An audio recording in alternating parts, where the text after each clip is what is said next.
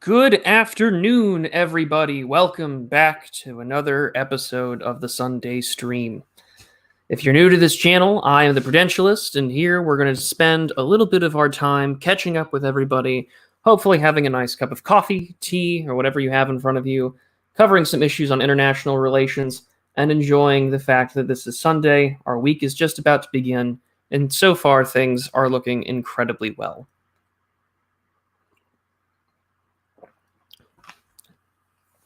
That silence. Well, I hope everyone's doing okay. I've had an incredibly good week so far in terms of just life as well as with the channel. I've been pretty productive. Glad that audio sounds good. Glad to hear it. I know that there's a bit of a pause in the silence there. I try to not make things so boomer audio when it comes to waiting for that delay for things to be live and to get things started on the channel for the video itself. But anyways, I thought I would start today's show with a little bit of a different format, and what I'm going to do, I thought that was sarcasm for a moment. No, so what I'm going to do for today is that I figured that we would do a little bit of community catch-up and just general conversation for the first part of the show, followed by some channel updates and some announcements, and then we will get on to the lecture itself, and then conclude with our favorite part, which is frog facts at the very end. So, Michael, go ahead and get your rum. I'm not going anywhere, and we'll see you back in a second. But as for what's been going on this end, things have been very productive, both channel-wise and both IRL. So I'll start with the IRL stuff first. I know some of y'all ask both in DMs and in the comments. Health-wise, despite everything, I'm doing okay. Recently had some lab conversations with my doctor, and so far treatment is still doing its job. I'm hitting my adequacy marks. So far, treatment's going well. All that we're waiting on now is that magical phone call that says we've got an organ waiting for me. So other than that, health is perfectly fine. I've started walking and hiking more around the property, which is necessary because I've noticed I'm gaining a little bit of weight, which is a side effect of the treatment, but that's okay. We're working on that. So things are doing well on that end.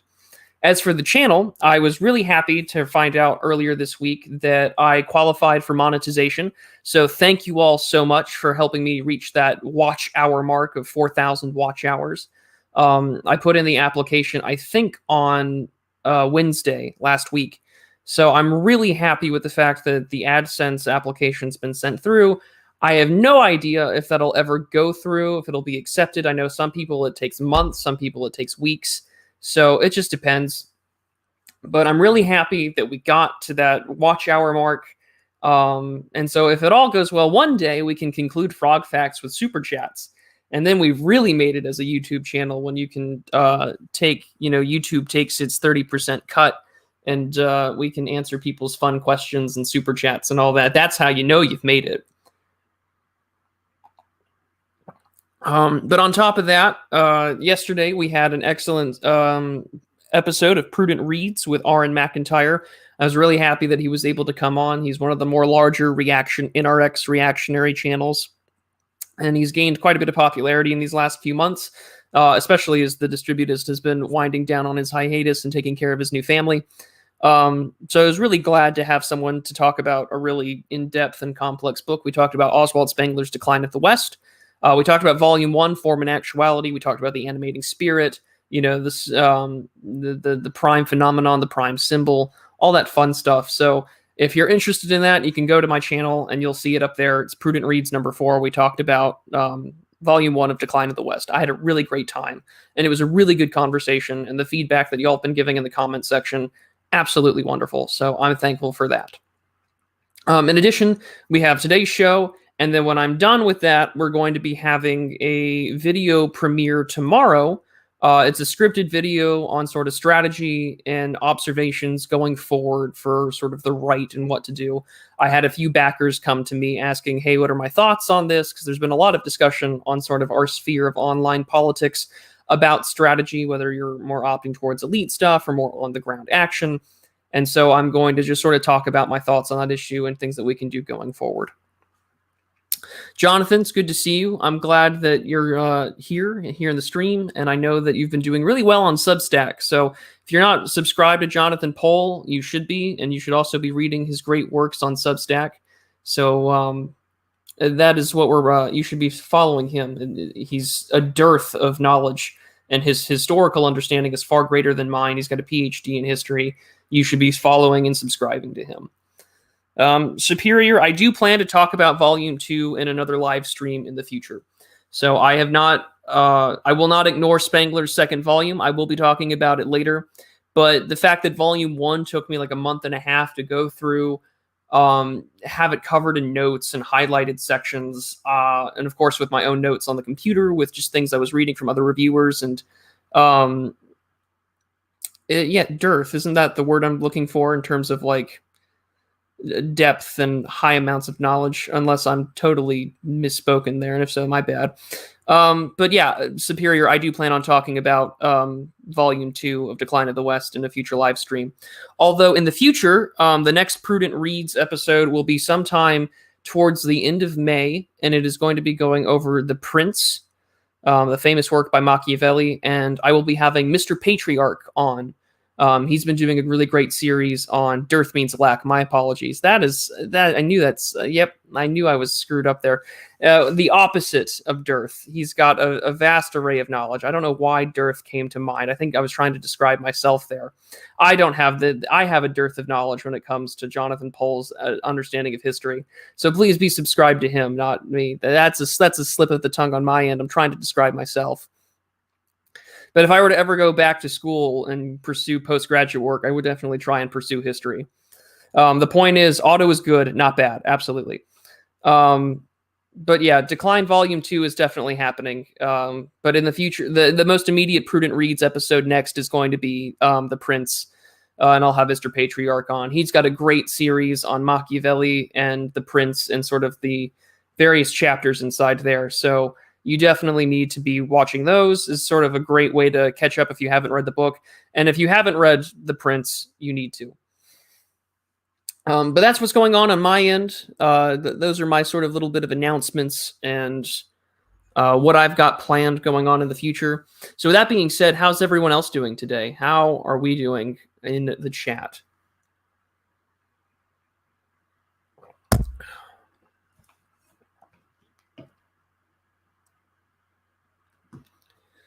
But yes, DC perspective, we all love auto. That's very true.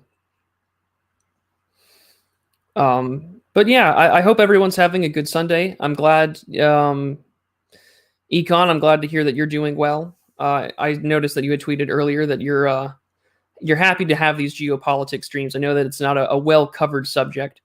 But yeah, I'm glad that everyone's doing well. It's a good Sunday afternoon. It's absolutely beautiful where I live. It's pretty well. I mean, the other issue is that it's also going to be like 90 degrees Fahrenheit tomorrow where I live. And I'm not looking forward to the fact that Texas heat is finally coming back and that the seasons are finally changing. And it's not that I even mind, because I grew up living in the desert in El Paso. It's just that was a dry heat. I'm not used to all this humidity. And I've been here now for like a year and a half. I'm still not used to how hot it can get up here. But without further ado, let me get the presentation set up. And let me see here. Share screen. And my tab here. There we go. And then present. So I figured that we would start today with something a little bit different than our previous Sunday stream topics, because normally in the past we sort of do rank punditry. We take a look at what's going on in the world. But I thought I would do something a little bit different this time. And the reason why I thought I would do something a little bit different is for two reasons. One, because Prudent Reads yesterday definitely inspired me to consider one of my favorite books on foreign policy that really inspired me when I was growing up. I got into foreign policy like way back in high school. One of my first books that I ever read was George Friedman's The Next 100 Years. It came out like 2009. I think I got the 2011 updated second edition when I first read it. Changed my worldview and how to look at the world. But then the second book that I read, both in high school and then I read it again in college, and I reread it recently, was John J. Mearsheimer's The Tragedy of Great Power Politics. And if you want to understand where I come from a foreign policy perspective, I take into the consideration the realist school of thought, and more importantly, I take a look at John Mearsheimer's concept of offensive realism, or what some people call neo-realism.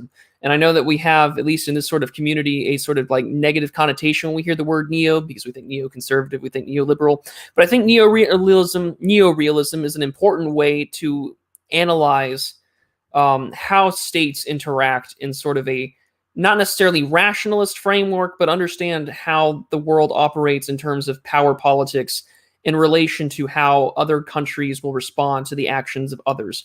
Because it is inherently the fact that despite the fact that we have these institutions and global organizations, they're not permanent in the way that we can always look to them as a central authority.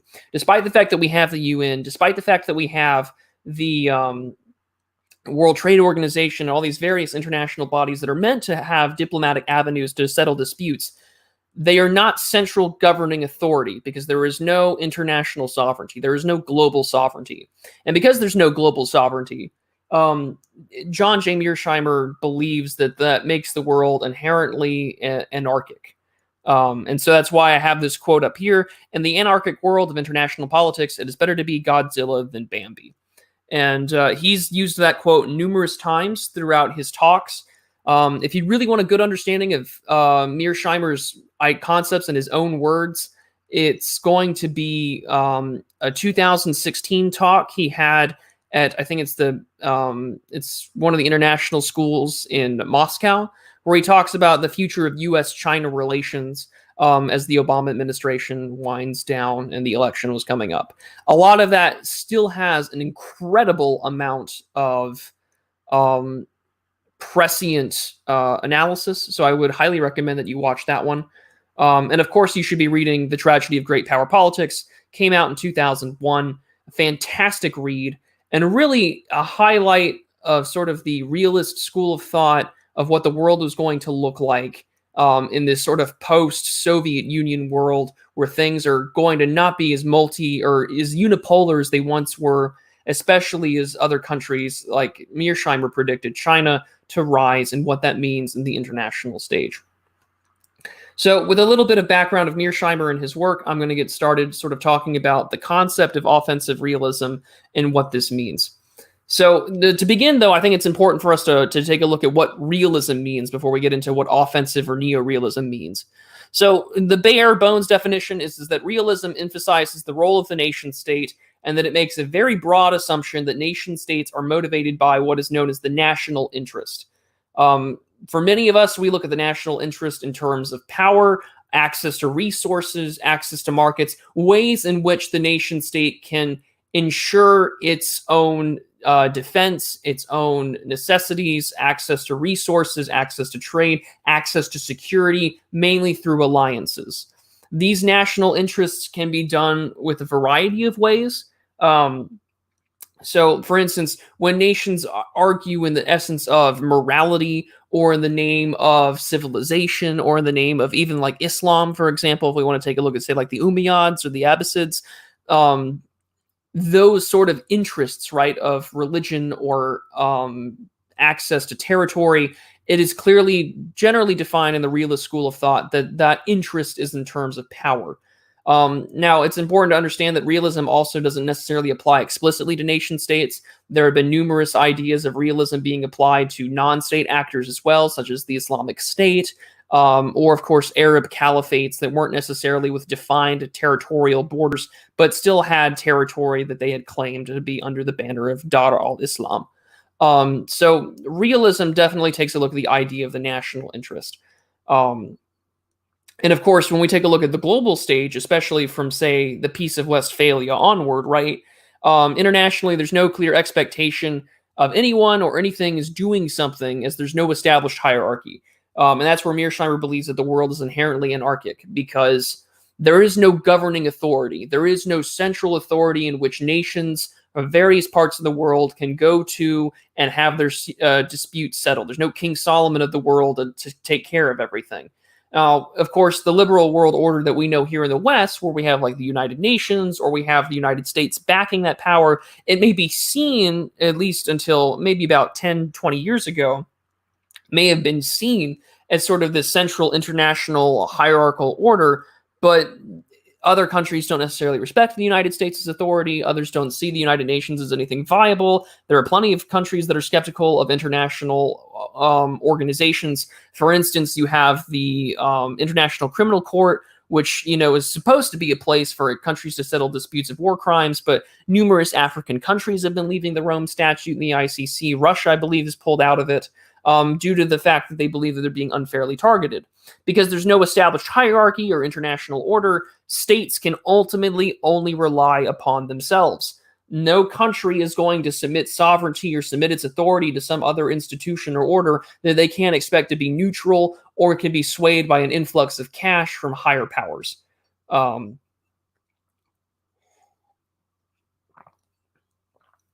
Offensive realism is what leftists believe in. They see reality and get offended no matter what. That's true. But no, the United Nations is, like I said, the United Nations is one of those institutions that, while it's meant to be a governing authority, it doesn't necessarily have sovereignty over other nations, despite the fact that other countries would use the United Nations to push its agenda. You see this most explicitly with the United Nations in regards to, say, for instance, the Human Rights Councils. When you have nations like Saudi Arabia, Iran, Venezuela's been on the past, countries that practice things like female genital mutilation, it's not like our traditional Western sense of human rights is being upheld. So these institutions have no real hierarchy. How can you take these things seriously? Especially when we think that, like, why is North Korea having a spot on something about human rights or the freedom of the press or information, right?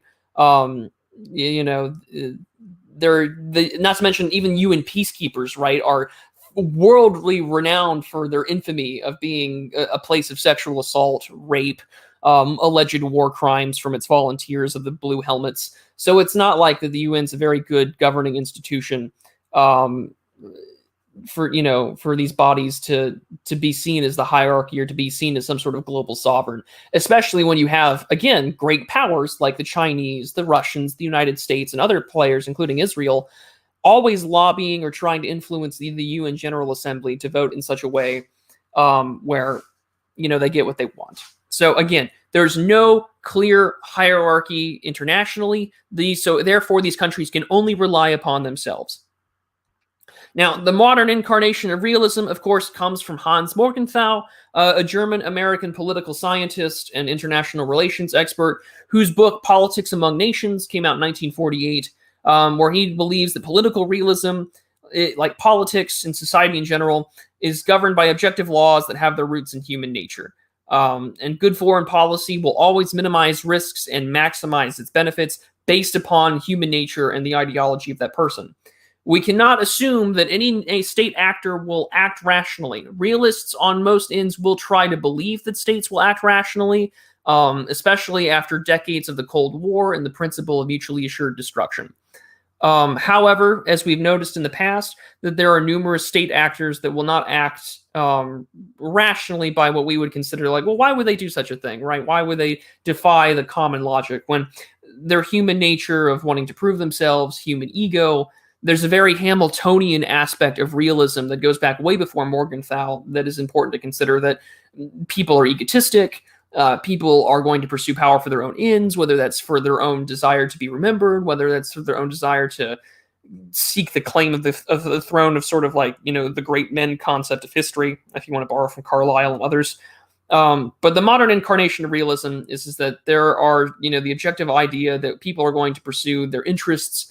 They're going to pursue what they think they need to survive, and they're going to pursue what they can to maximize the benefit for their state, keep the people happy, and minimize the risk of conflict and war, because that inevitably, there's no guarantee that you'll survive a war or a conflict with another party. Wasn't he the guy with the Morgenthau plan? Yes, he was. And the guy that, yeah, he's not that great, but he's also sort of the founder of modern realism and foreign policy. You're going to get a lot of interesting characters from mid-century Germany. That's all I'm going to say, especially with who we adopt from the from Germany post post-war in Operation Paperclip, but that's a topic for another day. So with that being said, with a general review of realism and international relations, we can now move to John J. Mearsheimer and his 2001 book, The Tragedy of Great Power Politics. Now, it's important to understand that Mearsheimer spends a great part of this book, and this is a thick boy. It's about like 500 some odd pages.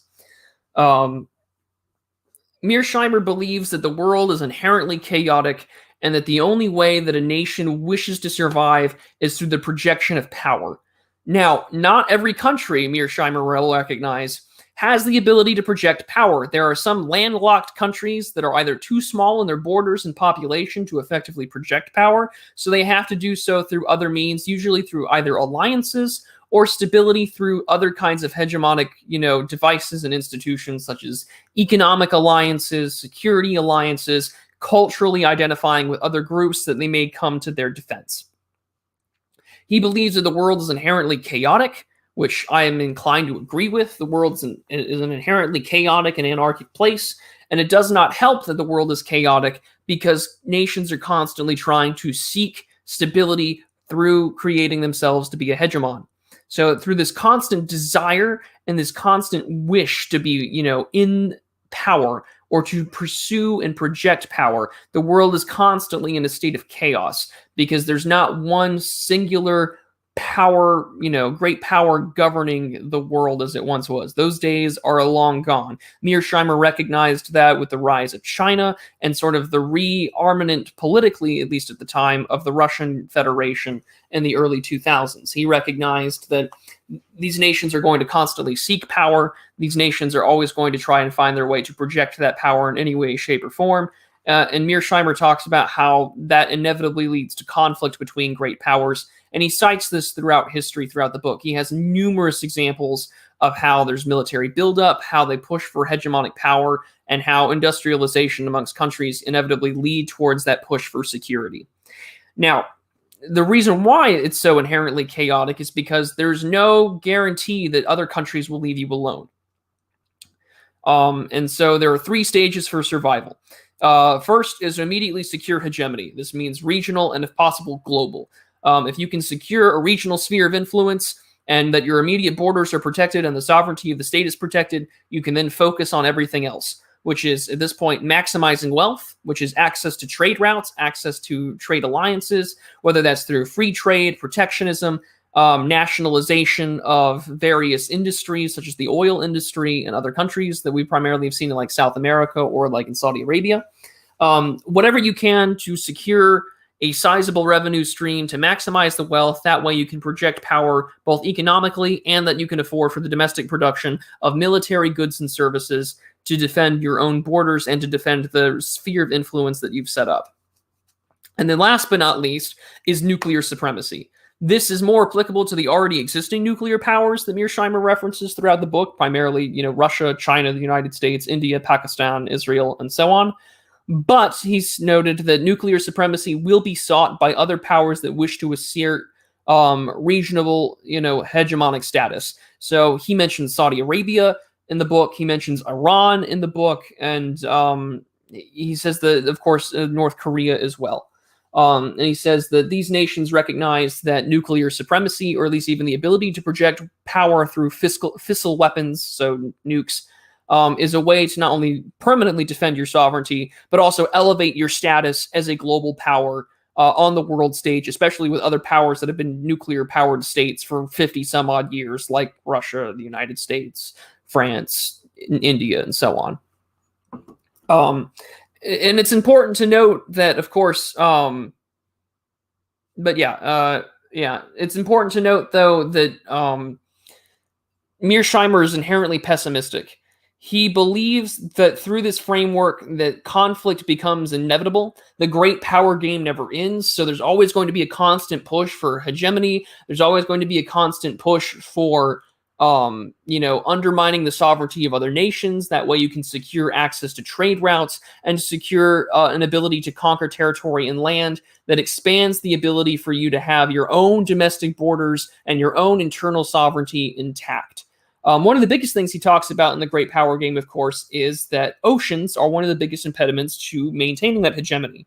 One of the reasons why the United States has been effective at, having such power is because you have an ocean on either side of its coasts and two relatively smaller populated countries and weaker militaries to its north and south. Which allows you, of course, to discuss how, you can keep yourself in power for quite a lengthy period of time. And he says the United States is lucky by geography.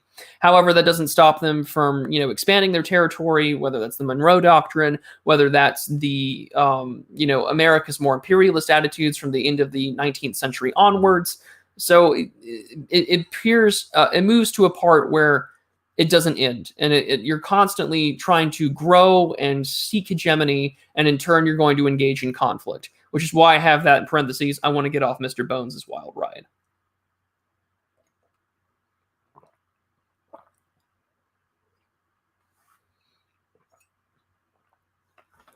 All right, finished my coffee there. Superior asks, does religion play a role in offensive realism?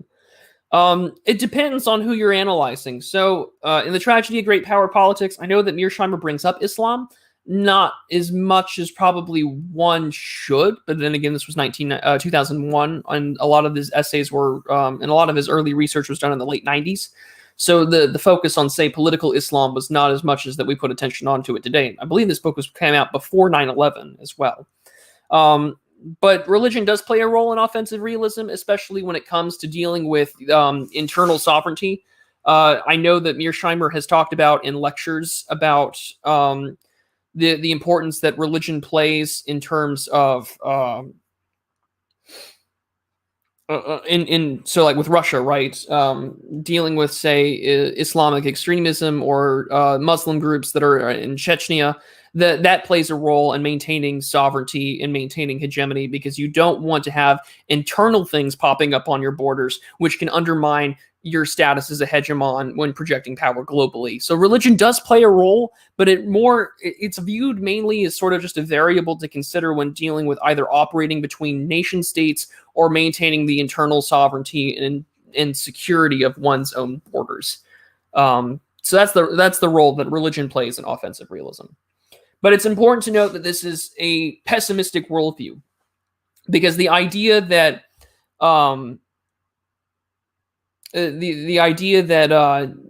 eventually peace or some sort of diplomatic solution can be maintained. If you can maintain hegemony through diplomacy, that's great. But at the end of the day, if you don't have the ability to back that by force, as Mearsheimer discusses, either through the backing of a military or a strong navy, then it becomes incredibly unlikely that you'll be able to maintain whatever hegemonic presence you have ever. He's noted in his book throughout history that despite having a strong economy and the ability to pressure things economically, force wins out in the end most of the time. And that's the issue. Is that if you don't have the ability to back up your economic claims or your economic alliances through some sort of mutual security agreement, no amount of economic pressure, unless it's through either energy, so natural gas, oil, coal, or food, then it's going to be very difficult for whatever economic pressure or alliance or influence you have to hold up against the likelihood of conflict. Hi, Yiz. Just howdy. I'm glad that you could stop by and send positivity. I know no worries about visiting today, but I'm glad that you stopped by and say hello. If you're not following Yiz the Eunuch on her channel, you should be. She does a lot of great work. But yes, so that's the general analysis of what offensive realism is. That's what it is in a nutshell. I highly recommend that you read The Tragedy of Great Power Politics. I think I might do it for a Prudent Reads stream on its own, but this is one of my all-time favorite books, and I highly recommend that you read it. So here are some of the more in-depth key features about offensive realism that's important to know in terms of what it looks like. States can never be certain about the intentions of other states.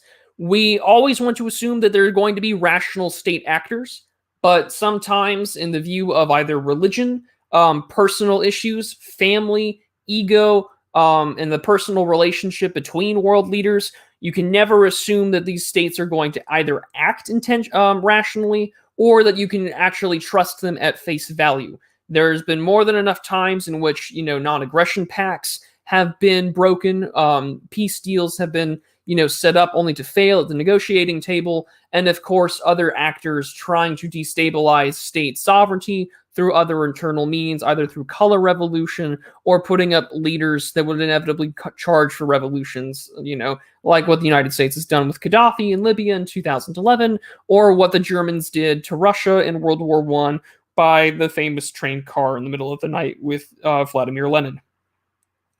But most importantly, is survival is always the primary goal of a nation state. Every country is looking to survive. Every country does not want to be enveloped by others, especially if you have a long history of your borders or your peoples being harassed, ruled by other countries. The most prominent example I can think of that Mearsheimer's talked about in lectures, and then I think in the book itself, is Poland. The nation state will always fear for its own survival because the nation state knows that it's a relatively new concept in world history, and that, conquest, annexation, and being conquered is a very realistic thing, even in the 21st century, because most countries still do not have nuclear weapons. So state actors can actually go to war in a traditional state actor on state actor means. So they're constantly in fear of their survival, which is why they always seek hegemony through economic, cultural, and security means. Security, most important of the three. His main argument inside the tragedy of great power politics is that survival leads to the desire to build up that military, and that fear means that you must act aggressively to assert that power to ensure the survival of your own country. It is a cycle that never ends. It's very much a circle of survival, fear, power. I am afraid that my nation will be at risk, either strategically, economically, or culturally from other nation-state actors. And in that fear, I will respond accordingly. I will build up my trade agreements. I will build up my military. I will recruit mercenaries. I will do what I can to destabilize my neighbors. And in doing so, I will assert power on the local, global stage in order to ensure that my nation will never be attacked by others. Other countries have other means of doing this. Switzerland is well known to be a site for, foreign exchange markets, the citing of gold, banking laws that are necessarily a little murky for you to, avoid sanctions. So there are ways that you can project power in doing so, not to mention that, Switzerland has an impressive air force. It has the ability to close off its borders. It's surrounded by mountains. So it has the ability to defend its sovereignty and project power internationally through markets. And of course, the diplomatic ties of skirting US sanctions and other parties involved.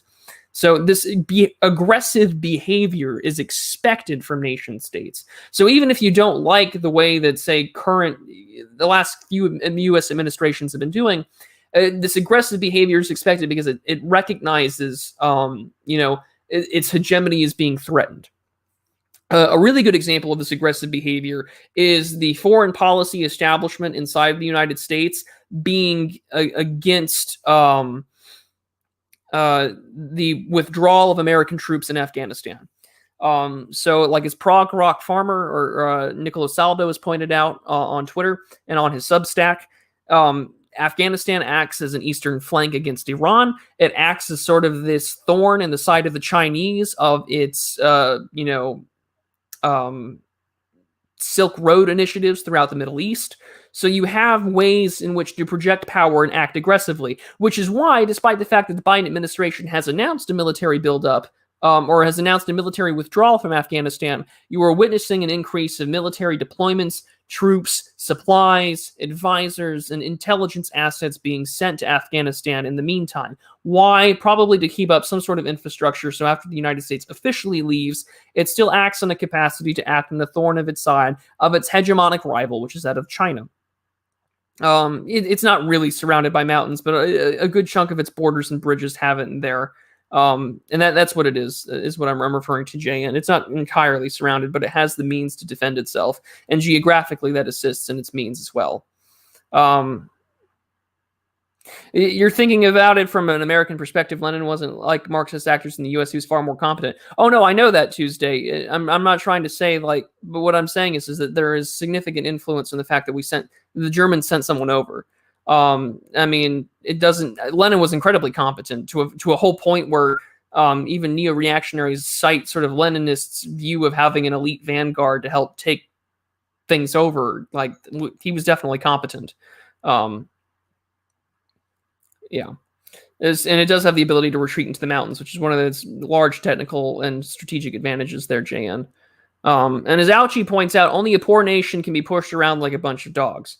Testaviron, which is true. And this is partly where I think that quote actually gets mentioned in The Tragedy of Great Power Politics, if I'm remembering correctly. Or something similar to that line. That or Sun Tzu gets quoted a lot. But again, it mandates aggressive behavior. And that aggression is primarily seen through military and economic buildup, which is why wealth is so important in great power politics and in offensive realism, because wealth means you have the ability to procure arms, pay soldiers, buy military equipment, buy the best military equipment at the lowest price, and by extension, project power as much as you can, whether that's through mercenary armies, a standing military, a standing navy, or so on. Wealth is important because it allows you to act aggressively. If you are poor or you have no access to capital, then your ability to project power is significantly weakened. And yeah, wealth does equal power in this instance. Jayan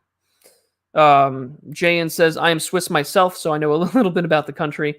Yeah, I'm glad I have such a wide international audience. I've been to Switzerland a few times growing up as a kid when I lived overseas. It's beautiful. I would love to go back. I miss the Alps and I miss the countryside. It was definitely one of the more beautiful places I've ever been to. No way this quote could be used. Testaviron was making YouTube content in Polish in 2007, 2012. That quote looks incredibly familiar. It's like a Sun Tzu quote, Ouchie, which is why I'm like, it looks very familiar to me.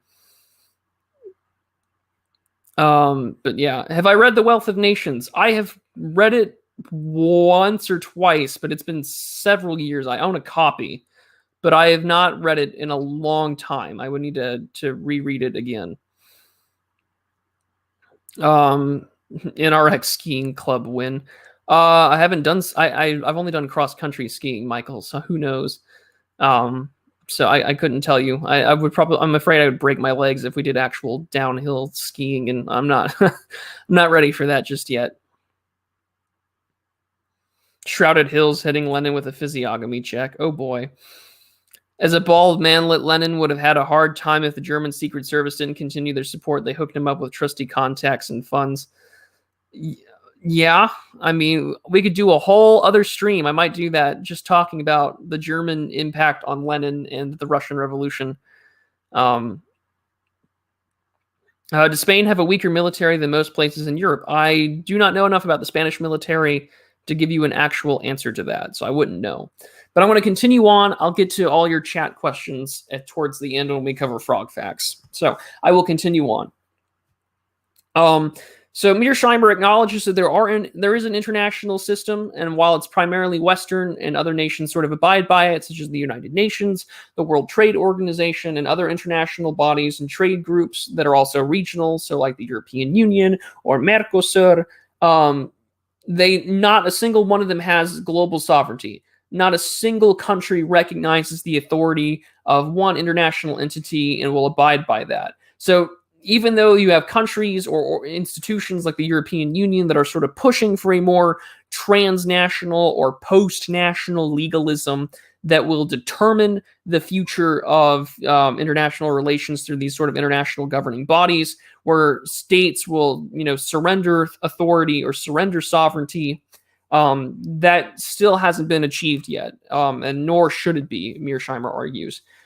Because no party would be willing to submit power to something it cannot control. Because that, one, means that you cannot project power fully globally without having some sort of international system to put you in check, which means you're not truly one that has power. And then two, any international system that could project power means they are now stronger than nation states, or at least have the capacity to use nuclear weapons. And there's no way that any sort of international, post-national authority would have nukes in Mearsheimer's mind. And I don't think any state actor would allow, a non-state actor or an international governing body to have nuclear weapons. So because of that, the global stage, despite all of these institutions, despite all of the power projection of other countries, the world is inherently in a state of anarchy. Because despite the fact that there is local state actor governance, there is no international body which governs everything. There is no president of the world. There is no king of the earth. And even the King of Kings, Christ, is not even acknowledged to be King of Kings by half the world's population anyway. So there's no sovereign globally. So the world is inherently chaotic. The world is inherently anarchic, which means no central governing authority, which means every man for himself. And because it's every man for himself, everyone has to find a way to project their own little power and carve up their own little slice of the world to determine their sovereignty, to defend the wealth and the prosperity of their people, and to act rationally in a way that maximizes the benefits of your country without necessarily going to war, because no country can go to war knowing fully and surely that it will win. Even if you have the most advanced military on earth, everything from Vietnam to the Soviets to Afghanistan to even our more present engagements in Iraq and Afghanistan illustrate that you cannot expect yourself to go to war as a great power and come out as the clear and decisive winner. So this is why it is always a desire to project power rather than to use it, and to maintain a territorial grasp. That way you have buffer zones and geographic sort of, buffer areas, so your own internal sovereignty isn't being threatened. Now, this is why, in Mearsheimer's view, a standing army, like an actual on-the-ground physical military presence, is more essential to great powers than a navy, an air force, a marine corps, etc. You want an on-the-ground military presence, because that allows you to help own and keep territory. It is very hard to keep territory if you only have an air advantage or if you only have a naval advantage. Yes, you can have a blockade around an area or an island, but if you don't have the troops on the ground to actually own and occupy that space or to project power into that space, it means very little in terms of actually having territorial claim to a region or to project power into an area that isn't your own borders. He does make note, however, that the naval advantage is more effective at maximizing wealth than it does at keeping or maintaining territory. Most exclusively, of course, that would be the United States Navy that he points out to, because the U.S. Navy is essentially the reason why international trade and the international trade routes that we have are more or less where they are today. And without the U.S. Navy, international trade would not be as abundant or as safe or as effective as that we currently see it today. So navies, he argues, from sort of 2001 onward, you're going to see them more being used for the protection of wealth, so trade routes, trade agreements, and so on, freedom to navigate in areas which will allow you to have trade, which of course can undermine the sovereignty of other nations. So the navies are still going to be important, but they're going to play more of a role of maintaining trade and maintaining access to wealth and the prosperity of one's country. However, if you're wishing to engage with another state actor or non-state actors such as terrorist organizations, the standing military aspect of having physical on-the-ground presence is going to take precedence over everything else. And that's what is the key factor of offensive realism, is that we are inherently worried about the world around us. We are inherently worried about the fact that there is no international sovereignty or international governing body that can help us, determine, how to settle disputes. So the only way that we can settle disputes is through the projection of power. And the only way that we can, project power is through having maximized access to wealth and resources, making sure our own internal sovereignty is taken care of, and making sure that we have the necessary alliances, both through trade and strategic relationships, to project that hegemony outward. For countries that do not have militaries or that are landlocked and do not have a navy or a strong air presence or a large population, that requires you to find, security through other means. So a security umbrella through NATO, a security umbrella through the Warsaw Pact, a security umbrella through economic means, such as taking in the Chinese currency instead of being backed by the US dollar, because you're hedging your bets on which hegemonic power is going to rule in the future. These are the bets that nations take in order to maximize their benefits, where they would think of themselves as rational actors and trying to game the system in a way to best survive the chaos of global anarchy. And that's where you're at there.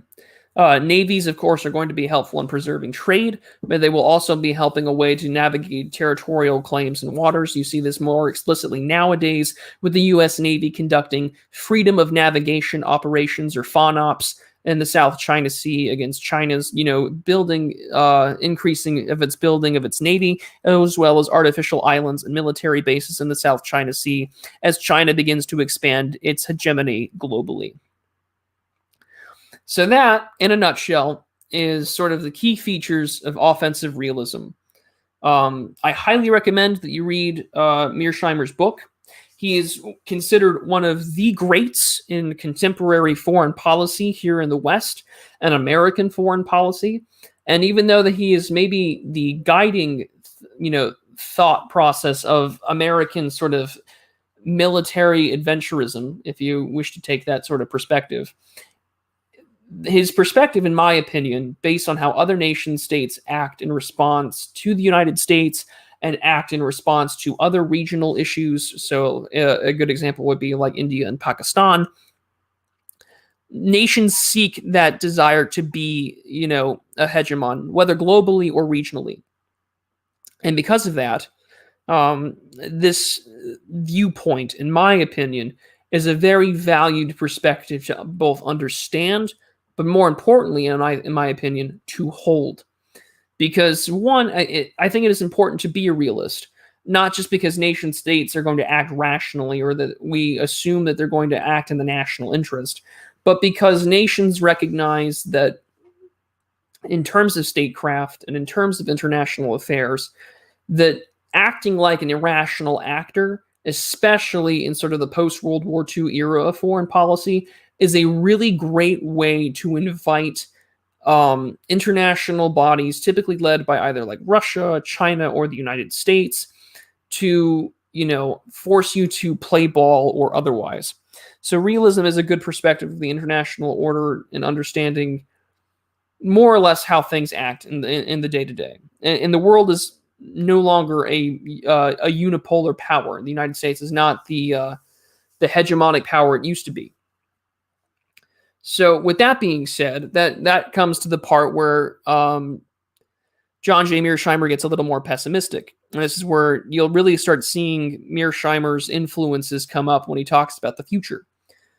Mearsheimer believes that because nations continue to pursue hegemony and continue to pursue power and wealth, that it makes the likelihood of conflict all but inevitable.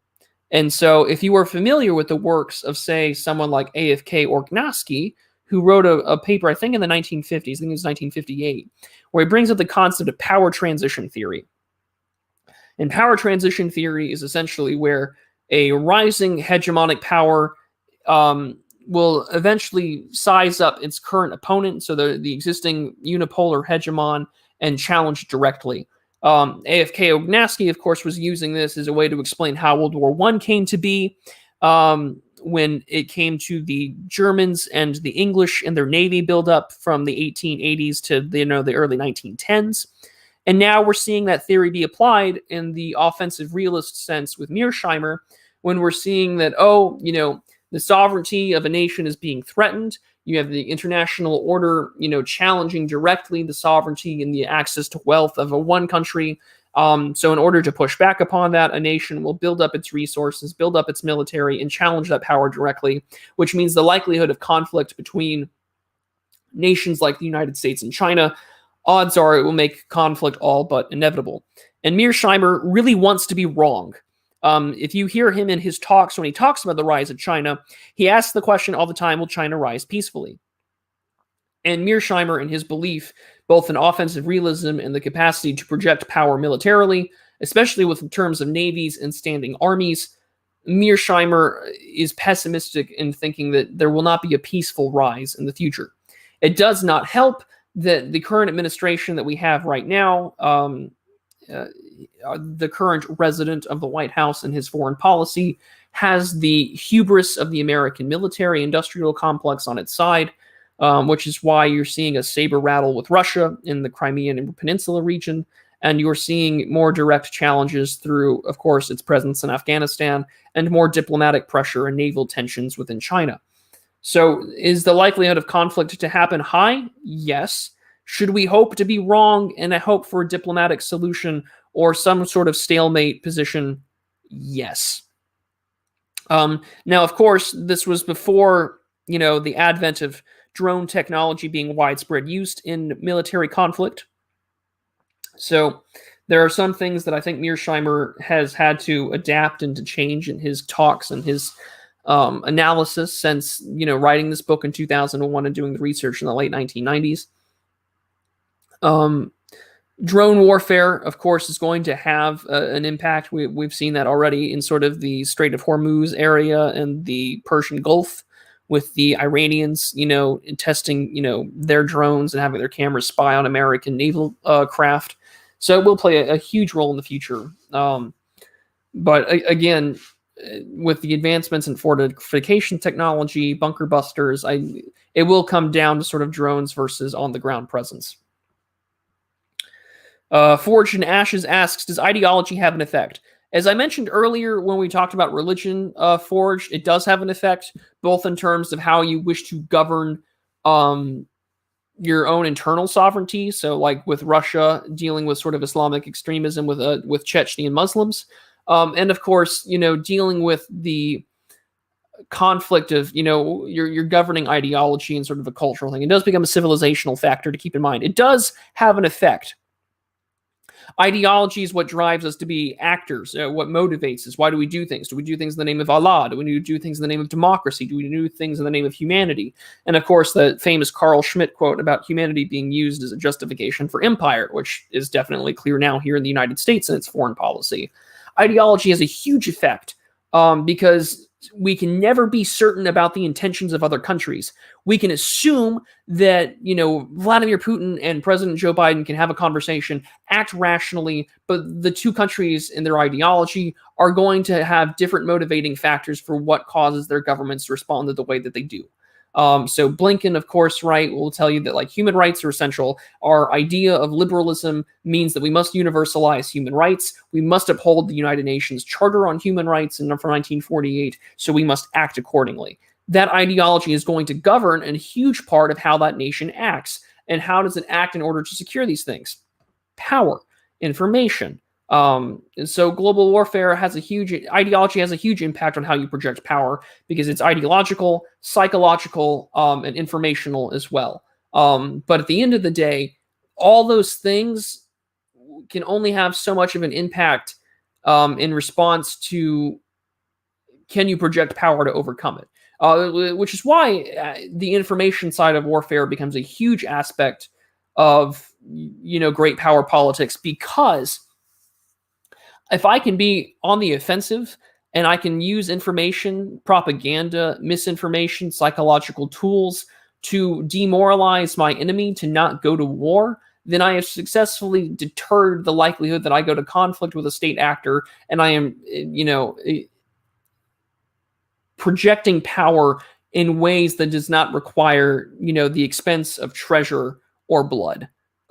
So to answer those two questions, one, yes, ideology has a huge impact. And then two, the psychological, ideological aspect of warfare is important in offensive realism because it allows you to project power and decrease the likelihood of actually needing to use that power, wasting wealth while maintaining the prosperity and the economy of your own country at minimal cost of resources to you and without killing, your mainly male warfighting population.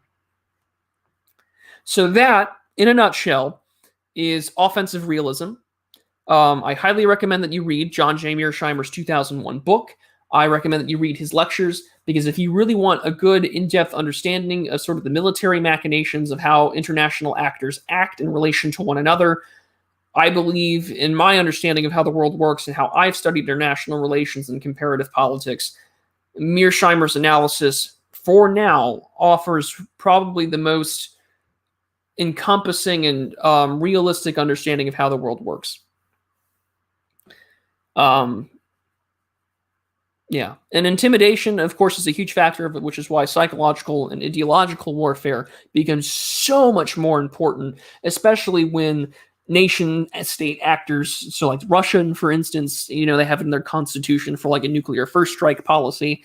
And that, of course, is greatly psychological because you don't actually want to use nuclear weapons, but the threat of using them, if your sovereignty is remotely threatened at all, is indicative that you don't want to actually engage in conflict with them. Superior asks, is there a converse of defensive realism and how does it differ? That's a great question. There actually is such a concept of defensive realism versus offensive realism. Defensive realism talks more about structural, aspects. So states should be balance and bandwagon together against surviving against a threatening states. So defensive realism is more so about the idea that states should share their power and maximize their ability to influence global political systems. They believe that hegemony, in the pursuit of hegemony, is foolish because it most likely means that you'll actually go to war with other countries. And in doing so, you'll most likely lose what little sovereignty, territory, population, and economic, structures that you have. So defensive realism is from people like I think Kenneth Waltz is the primary theorist for it, and he wrote his idea of defensive realism actually in response to Mearsheimer, and he believes that it's unwise to maximize power, or at least their share of it, because other actors and other state actors in international systems like the WTO, the United Nations, will punish them if they try to gain too much power.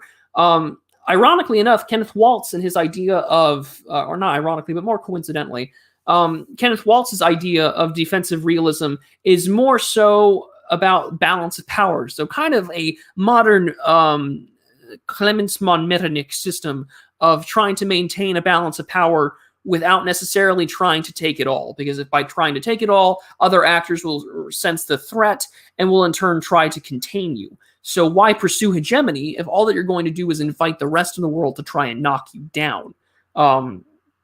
So defensive realism, and in fact, is seen mainly by countries that cannot project power effectively, is sort of the critique that you'll see of defensive realism, that, countries only act defensively because they do not have the means to project power themselves. So countries, say like Poland, for example, you could argue operates in a defensive realism framework. So because despite their military buildup, they're reliant upon NATO and the U.S. defense infrastructure and security umbrella.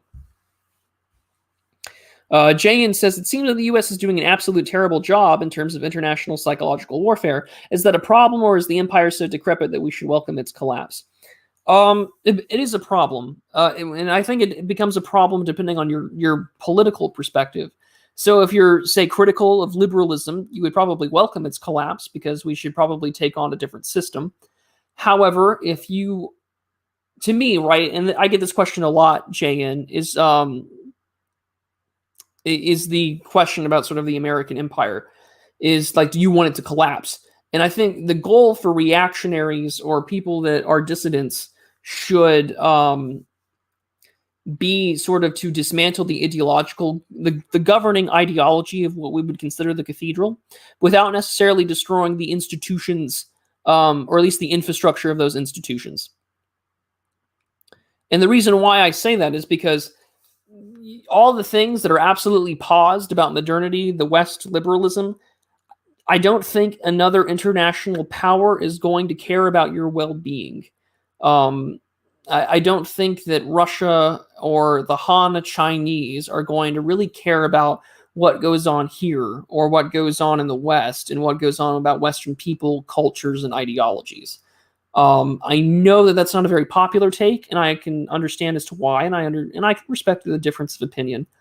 But I think that if the goal is to really change things, you need to change the ideology, because the structures in place, whether it's the umbrella of Western civilization and its security apparatuses, it needs to find a way to protect itself and to maintain itself, because all that it's doing right now is killing itself. And I don't want to see the good parts of the West die off completely. I don't think our own governments care about us either, and that's true, and that's my problem. Is that we're in a damned if you do, damned if you don't situation. And And it makes me, and of course, this comes with my own biases, right? Like, I grew up in a military family. I grew up being intensely patriotic. I like a United States and I like a Western civilization. I know that doesn't really exist anymore, but I think that the things that we idealize and that we want to strive and aspire to are worth preserving. And I am greatly concerned by the more cinephilic aspects of the dissidents that would like to see someone else take a shot at ruling, because I do not think that you are going to enjoy what comes. And I am very much a risk-aversive, choose the devil you know over the devil you don't, especially when there, I think, are avenues to take out the governing ideology. Presumably, I think with nuclear weapons and with how the economy is becoming more and more interconnected, unless you revert back to some sort of protectionist aspect and we go back to the pre-free trade days, I think that the Metternich system balance of power is going to make a comeback as more and more countries realize that this buildup either means global war or something far worse. I do think that the balance of power system may come back. And in the end, defensive realism, I think, will be, assumes that once the threats are gone, great powers will retrench. And it doesn't explain everything either. And that's why there's a lot of critiques for both sides. I just think offensive realism is the more understandable theory to sort of follow through when it comes to analysis, in part because, for better or for worse, there are great powers out there. Like, this is not a multipolar. It's not as multipolar as, say, Europe was during the 19th century in terms of military power. You more or less have 3 or 4 major powers, but mainly 2, the United States and China, and by extension, Russia and the EU. But you have 2 major powers, and then, of course, subservient regional hegemons. And I think that's the way to look at it. And that's what I would be concerned with. And for better or worse, all things must die, sure. But at the same time, as Mencius Moldbug had said, all empires do eventually die, but the good ones project power and project a system in a way that makes it think it's going to last forever. And that's where I stand on that issue there. I know that's not the world's greatest take or very popular one on dissident or reactionary circles, but I think you want to keep the existing infrastructure in place, because the power vacuum that would come with any sort of ideological or imperial collapse would be devastating for the average citizen here in the US or in the West. And I, in good conscience, cannot advocate for that kind of destruction or death. And that's where I'll leave it there. But again, that's offensive realism. And of course, they're in a little brief review of defensive realism. And that's the book, and that's the theory, and that's what I have for you guys there on that question. If we can't reform or take a hold of our system, and that's where we're at. Yeah, and that's how it operates, at least in terms of the international system that the United States has propped up since the end of the Second World War. I think that there's still some good in that infrastructure. It's been positively paused for the last 30 years, but I think the question becomes, at least for dissidents, not to necessarily destroy the institutions, but how do you destroy the governing ideology?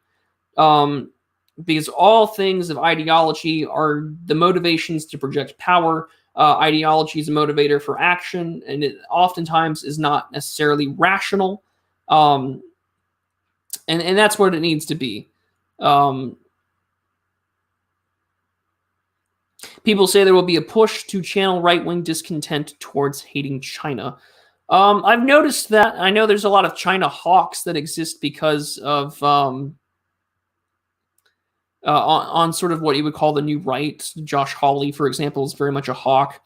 But I mean, you have to be a hawk because it's a question of hegemony, and it's a question of international power and international trade. The comfort of life that most of us Westerners enjoy, for lack of a, to not borrow too much into neoliberal analysis, is because of the international system that the United States has.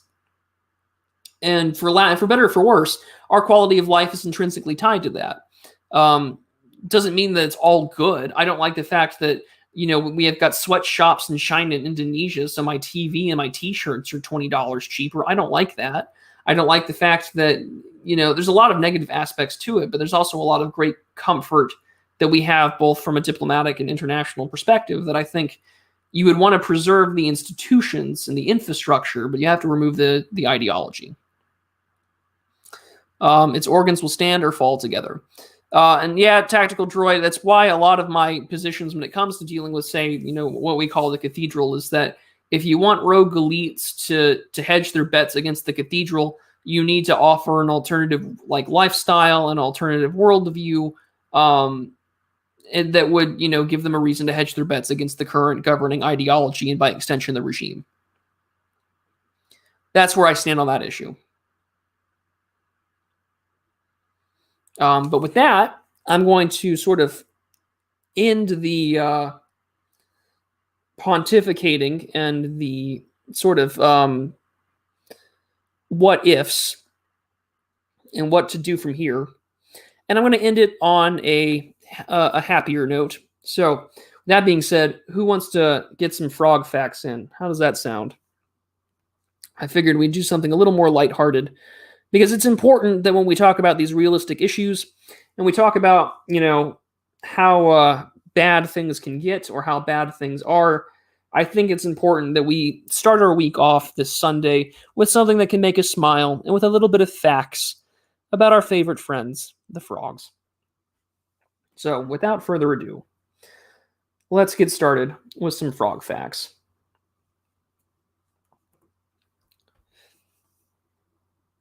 Alrighty, here we go. So everyone has seen this guy, right? We've all seen the memes about our favorite avocado-looking frog. So this is the black rain frog, also known as the African rain frog. They are a burrowing species. They are about the size of an avocado pit. They are not very big. And they are absolutely adorable. And we've all seen this guy before. He's on the memes. He's made the rounds on the internet as just this unhappy, sad little avocado. But he's a good boy. They are a burrowing species. They will dig to find moisture. They do not need to they're not open water frogs. They don't need to be out in very moist or wet areas. You're not going to see them late at night in the dew or in the rivers or whatnot. These guys are a burrowing species. They dig.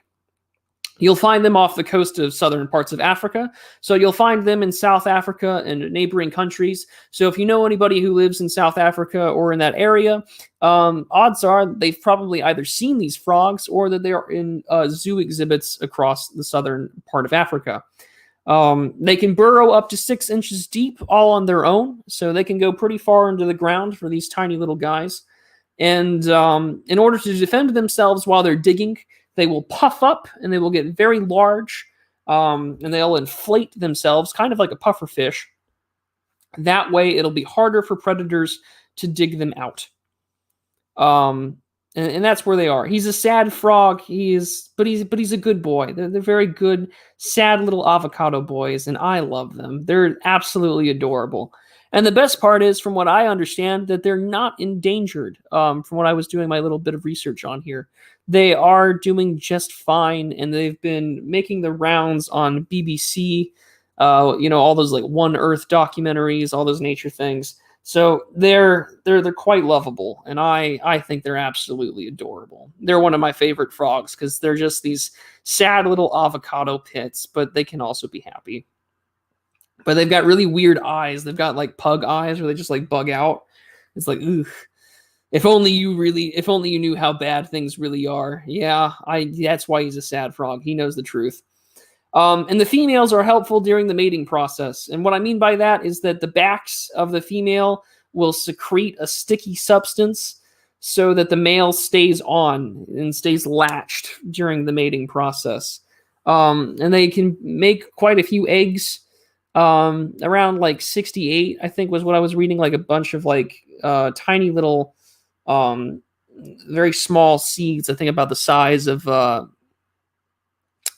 seed that you would see in a grapefruit or a pomegranate. That's how big they get. That's what I'm looking for, is pomegranate, pomegranate seeds. They're about that big, and they make quite a few of them. So that is the Yeah, females are helpful during the mating process. They help the man stay on. And it's shrouded more than any human female ever does to help the mating process. I don't know about you, Shrouded Hills, but that sounds more like a personal problem to me. But yeah, there's our frog facts for this week. He's the black rain frog. We've seen quite a few of them in the memes. He's our favorite lovable, sad, overripe avocado. But he's a good boy. I love him. He's our if only you really knew, or if only you knew how bad things really were. That's our frog. But that's the lecture for today. He is a doomer frog. That's absolutely right. He's a doomer frog. Thoughts on the Trotskyist neoconservative pipeline? They're one and the same. I don't remember who it was, but like talking about how one of the Soviets had met with some neoconservatives talking about their viewpoints, and it's like, oh, it's the same as what Trotsky believed in. So I mean, I firmly believe that that pipeline is very, very real. Female frogs won't abort your child, so they've got that going. Yeah, ain't that the truth? They won't kill your child or take half your shit when they divorce you. So you got that going for you. And yes, Tactical Droid, they're our frog. That's very true. They're our frog. But Bolero, I noticed that you asked in the chat earlier what my thoughts were on Zihan. I believe is how you say his name. Let me try and find what you had wrote or asked earlier. Yeah, Peter Zihan or his work. I have not read a lot of Peter Zihan or his work on China. And in fact, I had a lengthy sort of critique from a fellow Twitter user telling me to like read up on him and know more about him. So if you have any recommendations, by all means, send me his some of his work titles. That way I can start reading up on him or seeing his lectures and what he's done. Because I'm not too familiar with Peter Zihan, and I know that it's like, oh, how dare you, or how do you not know about him? But I think the only thing I've read of his was the Disunited States of America. So that is all I'm familiar with Peter. So I would have to read more of his work and see more of his lectures. NRX are just libertarians who stopped giving a fuck. I mean, I think isn't how that's why Moldbug has said why he's not a libertarian. There's a disaffected libertarianness in him. He mentions that in Unqualified Reservations, that a lot of this is sort of a post-libertarian kind of idea. Thoughts on the recent Kashuta Moldbug podcast? It is in my queue. I have not seen it all the way. I did see a clip where he talked about the joys of being a parent. And of course, that came out before the loss of his wife. So my condolences to Curtis Yarvin and his family. I know that he's got young children, and I think that's terrible to lose someone so important to you. I did recently read his piece about the pundit class, which was really good. I was not expecting his Substack to be back after what had happened. So that was a really good read, but I have not read, I haven't gone through the whole podcast yet. I know that the whole thing is marketed about sort of like this open letter to young dissidents. So I'm looking forward to seeing what he says. Superior asks, what projection of power do countries demonstrate in giving a military power like standing armies such as Germany or Japan or other countries in NATO, depending on the countries, for defense? So projection comes in a lot of ways in that instance. So usually it's done through economic means. So things like natural resources, lumber, coal, as well as, the diplomatic backing of institutions. So being a signatory to certain pacts. So if you're like a neoliberal, like the Paris Climate Accords. But of course, you could also argue that in the end, these countries still seek hegemony. So like when the Soviet Union fell, right, the big question was like, okay, we're going to reunify Germany, which was a scary concept because every time that Germany's been unified, what does Germany do? Germany seeks power. And as Peter Hitchens has said, the European Union is organized Germanism by other means. So you're going to see through, diplomatic, economic pressure that these countries will seek hegemony. Although it's important to note that the countries that you listed, such as Germany or Japan, both of them have outstanding militaries. Now, I mean, Japan has what's called a self-defense force, but keep in mind that prior to stepping down from office, Shinzo Abe spent years trying to remodify or amend the constitution to be essentially more offensive than defensive. And Germany itself has a substantial military apparatus, although it isn't as much of spending as it used to be, which is why they put so much emphasis on their diplomatic efforts through the European Union. And as Tuesday points out in the chat, the EU is the Fourth Reich, and that's where we are. We I think in term our desire to have Germany under the NATO umbrella and to have a powerful European power in our pocket, so to speak, with NATO, with the dissolution of the Soviet Union, I think has come back to bite us in the ass, because Germany has the ability to project power on its own. You've got the CDU's head guy to run for chancellor in the September elections, who's far more pro-Russia than ever. And all that the U.S. kind of has is our influence on the German Green Party when it comes to things like Nord Stream. So that's where we're at. Does Clossington have a new Twitter? Not that I know of. I know he's on Telegram, and you can find him there. He's pretty active in the Distributists Telegram, but that's about it. I don't know if he has a new Twitter. I can ask around, but I don't know. And yeah, I enjoy having Apex on, even though he and I disagree on things. We kind of acknowledge that liberalism's got its faults, but he and I think, come from different perspectives culturally and economically, which I think makes for a good clash. I liked having them both on, and I was really glad that I didn't accidentally get Aaron banned off Twitter, because last time I had somebody on for Prudent Reads, Clossington got knocked off Twitter live on air. So I'm glad that curse was broken, that Aaron still has his Twitter account. Careful, some polls are now suggesting that the Greens might win the German election. Yeah, probably. I've been reading up on that too, and I think once we get closer to September, I'll do a Sunday stream on the German elections, because as someone who used to live in Germany, and as someone who has quite a few friends who still live in the country, I'm very interested to see what will happen with the elections. But with that being said, that's what I have for all of you all today. A short lecture on international relations and theory, a few channel updates, frog facts, and all that jazz. Just fuck up my industrial base, fam. Do I watch anime? I do not. I've had a best friend since high school try for years to get me to watch anime. I just could never get into it. I've seen a few Studio Ghibli films, and that's about it. I've seen the Castle in the Sky. I really enjoyed that one. I loved the aesthetic, but that's about it. But no, I don't watch anime. I don't. People have tried to get me into it for years, and I just can't get into it. And I've tried watching a variety of things with my friends. Not my cup of tea. I can appreciate people who, I can appreciate it. It's good art. But that's all I've got for you guys today. So, with that being said, it is time to do a little bit of shilling, and then we'll get out of here.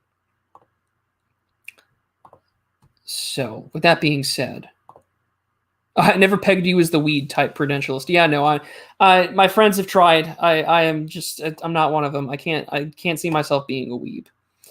So, in the meantime, if you would like to support this channel and the work that I do have a Subscribe Star page, and I've got 9 lovely backers who get the wonderful opportunity to tell me what I should be reading, and they can also suggest video ideas, and I will write scripts and put more of my scripted takes into them. My latest video, which I will have set as a premiere tomorrow, so keep your eyes open for that, will be a backer-suggested video from my good friend Dan Normie. And Dan has asked for my opinion on strategy, tactics, and observations with what the right, sort of dissident right, should be doing going forward after everything that's happened in the last 7 months or so. So I will have that out shortly. And then after that, of course, you can back me here. All the money that the Subscribe Star money goes to, it goes towards me investing back into this channel. So paying things on Fiverr for art for future merchandise. new profile pictures, so I'm not necessarily relying on good old Edmund Burke as my profile picture. I want something that's maybe a caricature of my face. That way I can have something a little more personable without necessarily doxing myself. And of course, to invest in equipment for recording and so on. I had an excellent backer give me a very generous tip, and I bought a sort of baseboard for audio so it doesn't sound as echoey and works for better acoustics. So that's where all the money goes towards. It goes straight back into this channel and towards the growth. But what I want more than your backing on Subscribestar, what I want more than anything is for you to share these videos, share these streams out to the world, share them on Twitter, share them with your friends in group chats, share them with other content creators who you think I should have a good conversation with, share them with other people, because the more that you share and the more that you talk me up to other people, the more this channel grows and the more that we can get our voices heard and the more that we can, get involved in the conversation. And I say that because you guys were so awesome. Last week, I think it was Tuesday or Wednesday, I got to be on Unpopular Opinions with the Academic Agent, and apparently a lot of people were talking me up, so I cannot begin to express how thankful I am for all the support you guys have given me in sharing, talking me up, recommending me to other people. I cannot begin to express my gratitude. I will continue to make content. I will continue to share my opinions and continue to find ways that we can survive this modern day hellscape so that one day the future can be good. And speaking of Break the Rules, Mold Buggy and MK Ultra Victim, I will be on Break the Rules this Tuesday again. We'll be talking about the future and the nature of conservatism. There's going to be some really great guests on there from the Cato Institute and a writer, I believe, for the American Conservative, along with their hosts.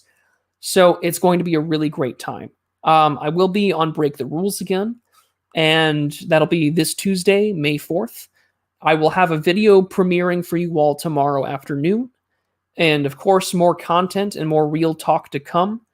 I am incredibly thankful for all of your support. And of course, all that I ask is that you like and share this stuff and let other creators know about the work that I'm doing. And with all of that, ladies and gentlemen, this is the Prudentialist. This has been the Sunday stream. I hope you all have a fantastic start to your week. Have a great rest of your Sunday, and be prudent, everybody. I love you guys.